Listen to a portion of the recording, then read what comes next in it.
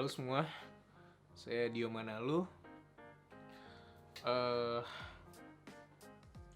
Hari ini kita ngobrol sedikit soal bagaimana proses saya menjalani isolasi mandiri. Pada tanggal 24 Juni 2021 saya itu positif terkena COVID-19. Sebelumnya tanggal 21 saya sudah melakukan swab juga, dan di tanggal 21 itu hasilnya negatif. Namun di tanggal 24 tepatnya pagi hari saya merasakan sakit sekali di tenggorokan. Kemudian saya memutuskan untuk melakukan swab. Hasil swab tes saya positif. Kemudian saya diminta oleh tenaga medis untuk melakukan PCR. Saya lakukan PCR, hasilnya saya positif COVID-19. Hasil CT-nya pun rendah, artinya infeksinya baru saja terjadi. Kemungkinan itu karena memang di 1 minggu sebelumnya itu full saya banyak sekali kegiatan sehingga badan kelelahan.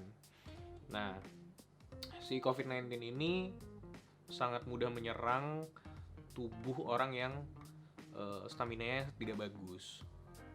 Kemudian setelah hasil CT-nya keluar, saya memutuskan untuk isolasi mandiri. Kenapa? Karena gejala yang saya rasakan itu masuk ke kategori ringan, hanya sakit di tenggorokan, kemudian demam di hari pertama itu.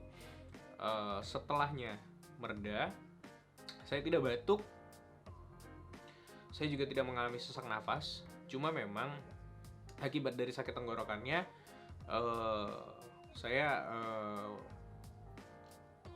merasa berlendir terus tenggorokannya dan sakit. Sekarang sudah mendingan.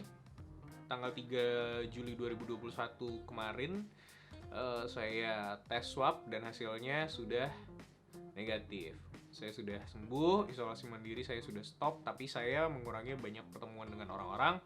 Kemudian memang kebetulan Jakarta juga sedang PPKM, di mana memang semua pekerjaan, semua kerumunan itu dibatasi. Semua orang bekerja dari rumah. Oke. Untuk apa yang saya konsumsi selama saya isolasi mandiri, standar seperti para pasien COVID lainnya: vitamin D, vitamin C, dan beberapa multivitamin yang bersifat zinkum, yang juga memiliki sifat zinkum.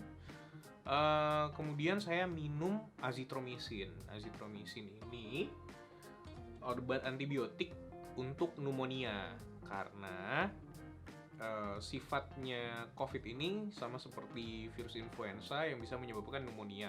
Apa itu pneumonia? Pneumonia itu adalah infeksi salah satu atau dua-duanya kantung paru-paru kita terpenuhi oleh cairan. Nah, untuk mencegah itu, sebelum saya merasakan sesak nafas, dan untungnya tidak, saya mengkonsumsi azitromisin selama 5 hari. 1 kali sehari, diteruskan selama 5 hari. Kemudian sepanjang 5 hari itu konsumsinya tetap vitamin, azitromisin. Saya tambahkan ada juga madu. Minum air hangat terus, makan makanan yang cukup, dan kebetulan saya juga nggak mengalami anosmia, di mana pasien kehilangan indera perasanya sehingga membuat mereka jadi kesulitan untuk makan, karena kita butuh bisa merasakan agar kita punya nafsu makan. Ya, mungkin saya masuk kategori gejala ringan. Sebelumnya memang ada kontak dengan orang yang terkena COVID-19, tapi di hari setelah dia memberitahu saya dia terkena, saya melakukan swab tes itu di tanggal 21 dan hasilnya negatif. Mungkin di saat itu virusnya masih berinkubasi di tubuh, menunggu saya staminanya drop, kemudian mereka jadi semakin reaktif. Itu aja sih yang saya lakukan selama isolasi mandiri. Tentunya di mana saya di isolasi mandiri, di lingkungan rumah saya, kebetulan saya tinggal sendiri, jadi ya lebih mudah untuk melakukan isolasi mandirinya.